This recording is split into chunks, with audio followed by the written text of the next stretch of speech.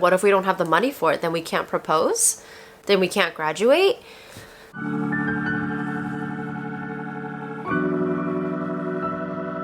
Hello everyone, welcome back to my channel. It's me, Yeonni. Today I thought on my channel I would talk about the sexy topic of hidden fees and costs of being in graduate school. I am in a PhD program in New York City, so just want to name that informs a lot of my struggles with finances and hidden fees of being a graduate student in this economy. I've noticed a pattern of some of you being curious about this topic, and I think it's really important to talk about finances and like financial literacy, especially as students. So I've accumulated some of the things I've noticed throughout my years of being in graduate school and some tips and tricks I've learned along the way that hopefully I can impart to you on whether if you're interested in applying to grad school and trying to figure out how to fund it, or if you are already in graduate school and maybe you have the time and resources and to maybe make some changes to make things a little easier for you, make the financial burden a lot less heavy for you in your years forward. But yeah, here's some of the things I noticed, here's some of the lessons that I learned, and let's just get straight into it. I thought it'd be important to mention my first point of this topic of hidden costs and fees to kind of let you all know like my current situation. So basically, I do want to acknowledge that I go to a funded PhD program. When you are looking into PhD programs, specifically masters, I didn't really see any of that. Like my master's degree from NYU, I did have to fully pay everything. There was no sense of like funding packaging really, but who knows, maybe there are master's programs like that. But more so for PhD programs, there is more of like discourse and like availability of financial packages. So for me, before I chose Columbia and this program that I'm in currently, there was one other school that I received an interview for. I was so excited about the potential of going to that program. However, at the end of the day, after talking to the students there, talking to the faculty there, one of the main, if not the main influential factor that helped me to choose this current program was because of the financial package. I remember talking to those students at that other school that I didn't choose, and because they were not funded at all, the students were saying that most of them, if not all of them, are around $200,000 worth of student debt and personal like private loans as well, just to try to not only pay for tuition and school, but to pay for living expenses and all that. So I do want to acknowledge like my positionality of like going to a fully funded program. It's quotation years because I'll get into it. And that puts me in a much like, it's a different level of like privilege. So I always want to acknowledge different levels of privilege when talking about sensitive topics, especially finances. Finances are sensitive. So I think that's important for me to talk about first. So that obviously ties into like my fully funded program, right? This was like a hidden cost or fee that I didn't really realize when I got into the program, because you hear fully funded, right? And those of you who are applying to PhD programs, I just want to like, get your attention for a second to let you know, make sure to read the fine print, make sure to talk to the directors of clinical training of your programs. Not all fully funded programs are actually fully funded. And that's pretty much the essence of my entire video, right? Because there are hidden costs and costs that are not calculated into that financial package. A personal example from mine, the average years of studying to graduate out of my program, I would say from at least the 3 years I've been here and seeing my cohort members graduate, and I don't know like the overall average of the entire program, but from my experience, I've noticed has been around 5 years, right? And I'm entering my 4th year currently. When I first joined this program in the fall of 2022, we only actually received 3 years of funding. And when I say funding, I mean a stipend. We received an annual stipend of a certain sum. And then our 5th year, we will go off on internship, right? And we receive a salary with benefits. So that's income over there. So all of the students had to figure out what to do their 4th year. How do they pay rent? How do they pay their bills? They got to figure it out. So I had colleagues ahead of me in the program who were applying to fellowships, scholarships, taking on private personal loans just to survive that 1 year. But I didn't realize that being fully funded meant only a part of the program, not the entirety of the program. Now, that can shift in your time in a program, especially a PhD program, because it is such a long time commitment. And that fortunately happened to me, where after my first year of being in the program, they were able to somehow secure more funding for the existing doc students. So we were able to secure a fourth year of funding through the stipend. So thankfully, my 1, 2, 3, 4 years of PhD program, I am getting funded, and my fifth year, I will be receiving a salary. So there isn't like a gap year where I have no income whatsoever. I think myself and others in my cohort and the ones coming after us, we got really, really lucky to have gotten a fourth year of funding. And this was like before the current economic and political times. So, I mean, who knows if that fourth year funding will stick? But that's also something to kind of put on the radar. Funding packages and coverings can shift in a way that can be beneficial, in a way that cannot be beneficial. And I didn't know that coming into things. So that's, I think, the first point. Second, hidden cost or fee that surprised me isn't entirely hidden. It's student health insurance. So legally in the United States, everyone needs to be covered by some sort of health insurance, right? So whether you are covered through a partner maybe, or you're covered through the school. For me, I didn't have the option of being covered by a partner, so I opted into the student health insurance plan, and I'm pretty satisfied with the services I've received through the health insurance plan that I have. However, the surprise is that I didn't realize how expensive student health insurance was. And I told you I received like a certain sum of money for the stipend every year, right? I would say about like a fourth of that stipend goes into my student health insurance. And so if that money goes into my student health insurance, obviously that's money being taken away from all of my other bills I have to pay, like rent. That really like knocked my socks off. And if I could go back to first year yeonni, I learned throughout the years of being in the program that there are some resourceful students who have been able to enroll in Medicaid. And, because we make under minimum wage at this point, so they were able to enroll in Medicaid and use that to waive out of the student health insurance plan. I would say at this point, when I have one more year left of the program, I've already paid into my student health insurance to this point, and I feel pretty attached and like secure with the providers that I have and my therapist as well. I really love them. So I don't plan on switching, but if I could tell my younger self, like initially enrolling in the program, I would tell her, look into Medicaid, look into ways of cutting costs as much as possible, especially when it comes to student health insurance, because just because it's a student health insurance plan doesn't mean it's cheap. I think that's a great segue to my next point of a hidden cost, which is housing. When you get the stipend and when you get like financial packages, does that include housing? Because I know that there are certain programs within Columbia main campus school, PhD programs I mean, that not only provide their PhD students with better stipends, like more money, but also housing. Housing is such an important aspect of financial packages that I didn't realize. I just thought I could figure out a way to do things, and I have through very tight budgeting and also student loans, which I've had to take out. But yeah, so different PhD programs, even within the same school, have different financial packages. And I've learned that housing, when they offer you housing, that goes so far when it comes to how much more buffer room you have in your finances. So let's say you get like a stipend or some sort of financial package, which includes housing or not, right? You gotta furnish the place. You need a desk, you're a student. You need a mattress. You need toilet paper. You need paper towels. You need plates. And certain things like shampoo, you need routinely. If you have pets, you need cat litter. You need cat food like my boys. And like one of my cats has some GI issues, so he has prescription food that I need to pay for. So these are other elements of your monthly bills that like I didn't realize would not at all be covered by the stipend that I receive. So something else to keep in mind, I saw a lot of interest on like talking about hidden fees and costs, especially when I talked about going to conferences.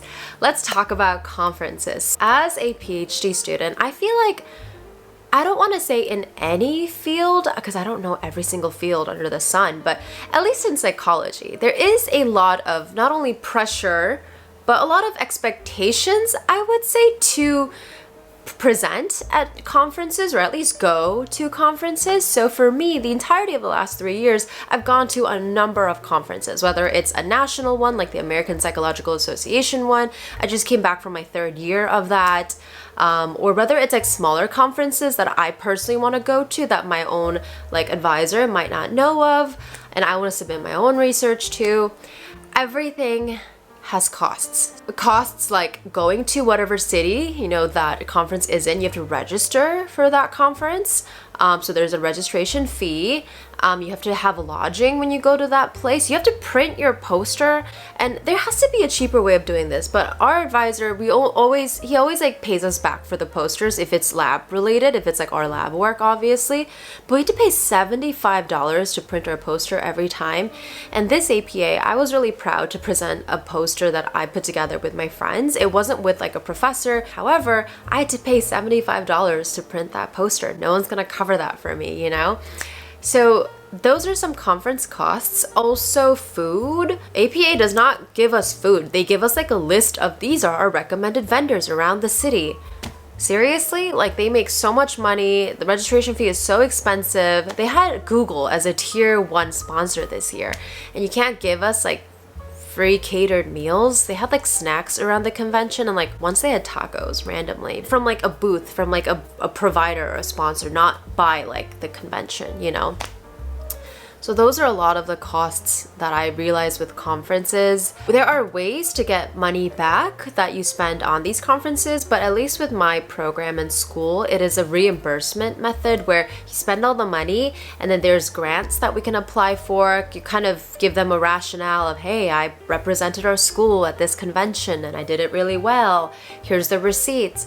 And you are lucky if they choose you to give you your money back. I wish we had like a conference bank or like a fund that we can use for conferences. I think that would have been really nice. Another thing to keep in mind, you know, another cost of, okay, like if I really want to present this poster, I feel so passionate about it. It's not a let's do it. It's a, okay, can I afford all of these different costs that come with presenting this poster for not only that passion and excitement, but also to put that in my CV, you know, like that's also important as a doc student. So conferences have been pretty tough. I'm not sure if I want to attend anymore before I graduate at this point. We'll see. I thought this was also important to mention, especially as a more like advanced doc student. I'm entering my 4th year, like I said, which is like my last year of school, and then I go off to internship. Is when you propose your dissertation, and I told you, right, we have 4 years of funding. I don't know if this is an every school program thing, but at least for us, I learned recently that you have to be enrolled in a class. So that's tuition points, that's money, right? Which thankfully in my 4th year, when I am proposing, like that is covered by my tuition points. But all of my colleagues that graduated before me who didn't have their 4th year funding, they had to potentially pay out of pocket to register for this class just so they can propose their dissertation. It's not like they teach you anything in that class, it's just to have it on my records that I'm proposing that semester. And I'm like, why can't someone just send an email to the Office of Doctoral Studies that I am proposing that semester? So that was a pretty shocking revelation of, oh, like we have to pay money to propose our dissertation, and dissertation is such an important part of the whole PhD experience. What do you mean? What if we don't have the money for it? Then we can't propose?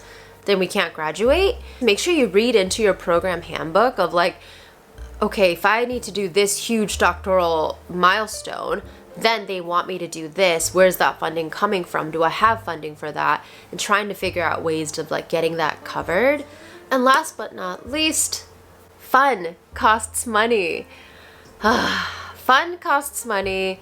I guess mental health therapy could kind of fall into this as well, but like I pay for therapy. Yes, I have insurance that I pay a lot for, but I still have a copay, which thankfully is only $20 because of how much I pay for the insurance. But that's still out of pocket money every week, right? $20 every week. That's like 2 meals right there. But therapy is important for me, so obviously I've been paying into it. But so things that you do for yourself costs money. Your friends want to go out for drinks after like a really, really difficult test, costs money. You know, your friends want to get away for the weekend just to like do a little bit of self-care, costs money.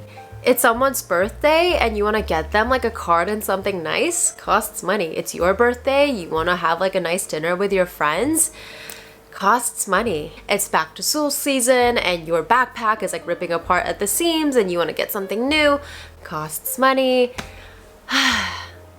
I've really grappled with this point a lot in the last 3 years, where there were times where I felt so sad that I was like counting every penny and dollar. It's like if I say yes to grabbing coffee with this friend, then I need to make sure I don't leave the house the next day because then I don't have money for a meal, and I didn't get a chance to get groceries yet because that's budgeted for next week, but then I guess I could have some cereal for lunch.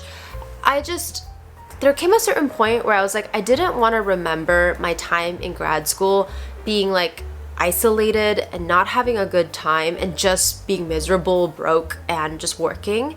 So I do admit I might have gone in excess at this point. My credit cards are screaming at me right now, especially because stipends come at a certain point of the semester, and for whatever reason, I feel like people generally, there's an understanding that rent is due on the 1st of every month, but our stipends for September are coming September 17th.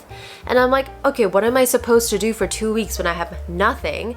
So let me just say finances have been so tight, especially this August. All that to say, I chose to not hold myself back from having community and friends and trying to also find ways of being cost effective and like budgeting in an effective way that also budgeted for things that are good for me.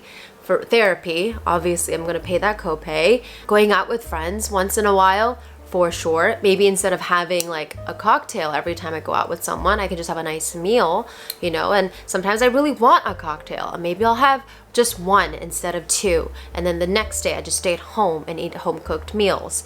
I don't regret at all these past 3 years prioritizing my mental health as a cost, as something that is important for me to invest in, because like the community that I have right now and the experience that I've been able to have in my PhD program would not have been the same if I said no to all of the times where I was feeling a bit tight on money. I feel so glad that I was able to say yes and have made so many amazing memories with people in my life in the mentality of I'm not going to be in this financial state forever.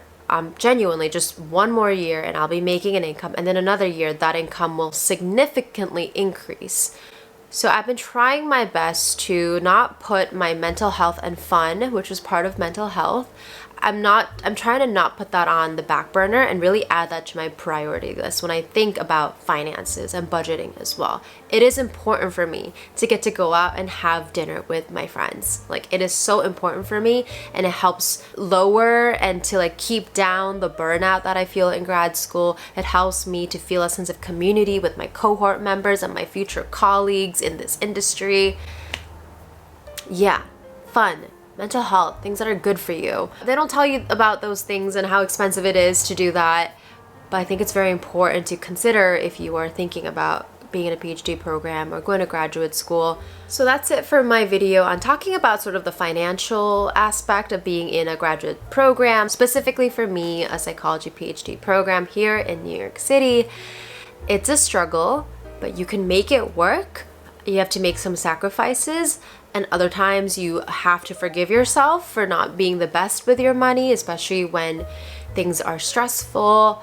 You just got to keep budgeting and staying on top of it as well, and with the mindset that you won't be at this place financially forever. You know, also like leaning into family for support, friends, your partners for support. That's it for this week's video. I hope you found it helpful. Please let me know any questions or comments you might have in the comment section down below. Please give this video a thumbs up if you enjoyed a more in-depth conversation on finances of being in grad school. I love talking about the nitty-gritty of these things, especially because my whole thing is I'm not trying to like gatekeep grad school, right? Especially for psychology students who want to become therapists, psychologists someday. This is so important for me that I sort of demystify the reality so you know what you're signing up for. I hope you take care of yourselves emotionally, physically, mentally, in all of those very, very important ways. Pay those therapy copays for sure. It is so worth it. And I will see you in the very next video. Bye.